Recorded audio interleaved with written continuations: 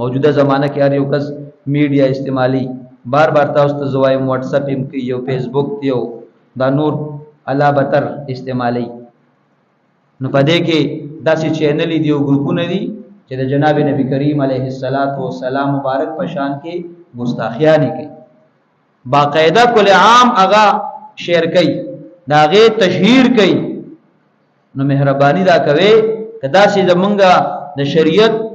مقابل زمونږ د قران زمونږ د پیغمبر مقابل داسې صحیح نو تاسو په دې باندې خپېږئ الکوي ریپورت به هوا صحیح کنه نو چې دا کم چینل دی یا دا کم پیج دی دا آی ډی دا چې دا ایسته ختم شي بعض چینل او پیجونه کې دي چې په ریپورت نه ختميږي نو پای کې بیا دا غشان تکړه لکانی نه اغي ته ویل شي چې لکه دا د شریعت مقابل لګیا دی دا کافر دی ځکه د مسلمانانو خلوه جذبه ده دا غي دا ګستاخه کې یو عام مسلمان واورید نه کې دي شي لیونی شي او په دې ځای کې پاسې چې دا سړی ماته خای بس یا به شهید کېږم یا به دا سړی ګزارو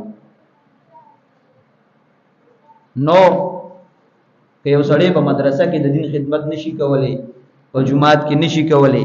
تبلیغ ل نشي تلې د خانقاه ته نشي تلې نو لارې کومه ته بند نه دي دا ته چې 2 غنټه 3 غنټه د موبایل ته کې نه نو په دې کې نیمه غنټه د لم ورکا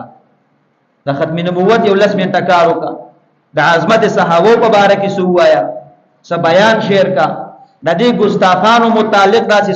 شیر کوا دا زموږ سره یو ډیوټي دا یو کار دی او دا د دین سره او زموږ سره د کامیابی یو ذریعہ به وګرځي نو دغه پیول باندې په دغه میدان کې هم کوشش وکړ دی د غفلت مظاهره نه د پکار